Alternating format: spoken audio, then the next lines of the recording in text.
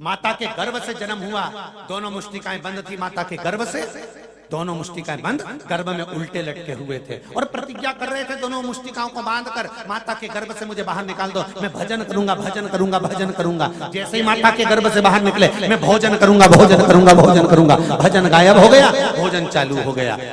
कितना बड़ा संकल्प लेकर हमारा जन्म हुआ था, कितने बड़े संकल्प के अनुकूल हमारा जन्म हुआ था कि हम मृत्यु लोक में आएंगे तो भजन करेंगे, कीर्तन करेंगे, स्मरण करेंगे, मंत्र जाप करेंगे, नाम जाप करेंगे। हम जन्म लेने के बाद में भगवान की भक्ति में डूबेंगे, पर हम डूबे कहां हैं?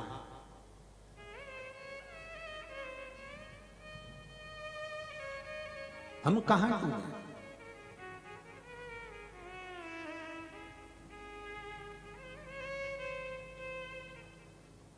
हम उस शिव भक्ति से दूर हैं,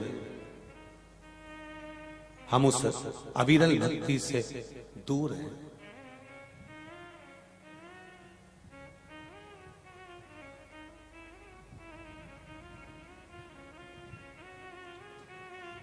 महाराज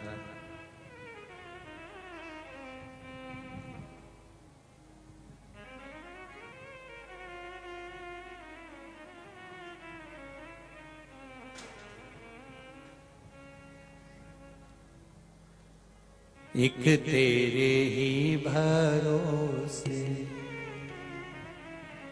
ओ भोले, तेरे ही भरोसे। हम भगवान की भक्ति की, अविरल भक्ति की एक आनंदता के साथ इस जीवन को सुखमय जिए। जानवर मरे तो उसके तन को नहीं ढकते, पर मनुष्य मरे तो उसके तन को ढका जाता है, केवल तन नहीं ढका जाता। क्यों ढकते हैं? उसका कारण है कि झूठ, छल, कपट, प्रपंच, बेईमानी सब इसके अंदर समाया हुआ है, इसलिए इसको ढकना जरूरी है, इसको ढकना जरूरी है। देवराज शिव मंदिर में गए,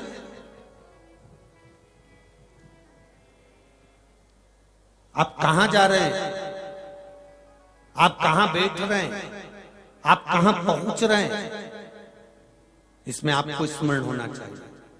मेरी माताओं, मेरे भाई, जो लोग भी इस पावन कथा को सुन रहे हैं, चाहे फेसबुक पर सुने, चाहे यूट्यूब पर सुने, चाहे इस पावन प्रांगण में सागर की इस पावन भूमि पर बैठकर कथा करस्पान करें, उनसे निवेदन है कि आप कहां बैठ रहे हैं, किस जगह पर बैठ रहे हैं। कई लोगों के मन में प्रश्न खड़ा हो जाता है, गुरुजी कथा सुनने से होगा क्या? क्या होगा कथा सुनने से? क्यों हम समय बर्बाद करें? अपनी दुकान खोलकर बैठे, नौकरी करें, सर्विस करें, बिजनेस करें, हम कथा में जाकर क्यों बैठे? शिव महापुराण की कथा कहती है, आप कथा में आप जाकर बैठो, ये जरूरी नहीं है कि कथा में बैठोगे तो परमात्मा तुमको आकर दर्शन दे ही जाएगा, पर एक बात निश्चित है कि 3 घंटा जब हम कथा में जाकर बैठेंगे तो ये पक्का है कि हमारे मुख से ना तो झूठ बोला जाएगा, 3 घंटे ना हम बेईमानी करेंगे, 3 घंटे ना हम कपट करेंगे, 3 घंटे ना हम छल करेंगे, 3 घंटे हम मौन रहकर शंकर की कथा को केवल ग्रहण करेंगे, तो हो सकता है कि हमारे जीवन की सार्थकता।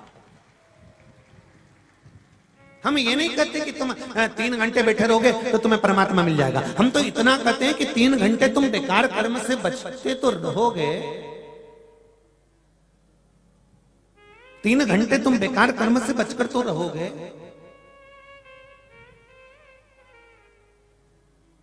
और यदि थोड़ा बहुत समय भी अगर आपका भगवान की अविरल भक्ति में लगा है, और बहुत ध्यान से सुनना महाराज, इतने दूर से सागर से पटकुई तक तुम अगर ऑटो में बैठकर, गाड़ी में बैठकर, मोटरसाइकिल पर, साइकिल पर, स्कूटर पर, स्कूटी पर बैठकर अगर यहां तक आए हो तो एक दिन नंदी पर बैठकर, गरुण पर बैठकर वो भी तो वहां तक जाएगा, वो भी तो पहुंचेगा कि नहीं पहुंचेगा।